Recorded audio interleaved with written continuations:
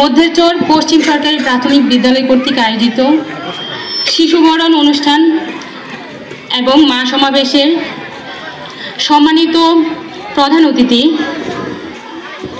জনাব জেলা প্রাথমিক শিক্ষা অফিসার জনাব মজিব আলম, সম্মানিত বিশেষ অতিথি উপজেলা প্রাথমিক শিক্ষা অফিসার জনাব সিদ্দিকুর রহমান এবং আমন্ত্রিত অতিথিবৃন্দ এ কে এম রুহুল আমিন সহ সরকারি জেলা প্রাথমিক শিক্ষা অফিসার সহ যারা এখানে আমন্ত্রিত এবং আমার সন্তানতুল্য শিশুরা এবং তাদের মায়েরা, সবাইকে জানাই বসন্তের ফাল্গুনী শুভেচ্ছা।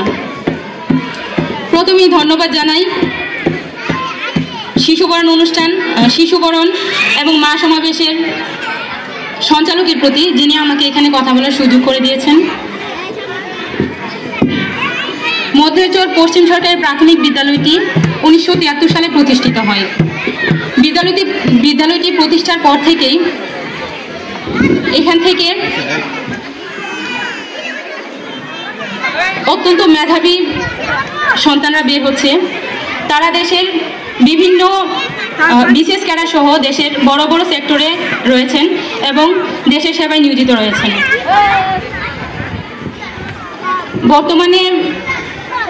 বর্তমানে মধ্যেরচর পশ্চিম সরকারি প্রাথমিক বিদ্যালয়ের ভারপ্রাপ্ত প্রধান শিক্ষক জনাব শাহিন আহমেদ ভূঁইয়া, উনি সহ প্রাক্তন ছাত্র সংসদ এবং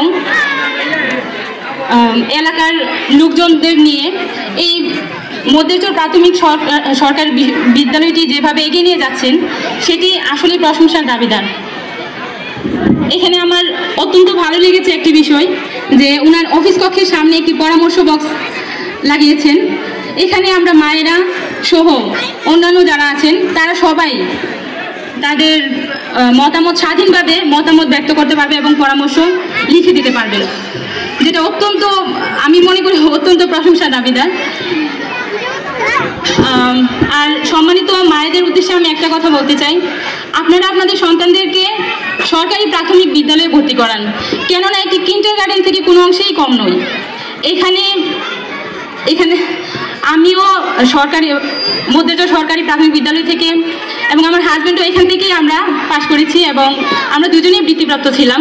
এখন আমি আমার সন্তানকেও এখানে ভর্তি করিয়েছি। এখানে রয়েছে একঝাঁক মেধাবী শিক্ষক, তারা দেশের বিভিন্ন বড় বড় বিশ্ববিদ্যালয় থেকে পাশ করে এবং অত্যন্ত প্রতিযোগিতামূলক পরীক্ষায় অংশগ্রহণ করে সেখান থেকে তারা নির্বাচিত হয়েছেন এবং তারা এখানে জয়েন করেছেন। কোনো চাপ পড়ে না, যেমন কিন্ডারগার্টেনে সারাদিন পড়াশোনা, এখানে পড়াশোনার পর বাসায় গিয়ে আবার ফোন নিয়ে ব্যস্ত থাকে। এভাবে বাচ্চাদের ভবিষ্যৎ আমি মনে করি অন্ধকারের দিকে যাচ্ছে।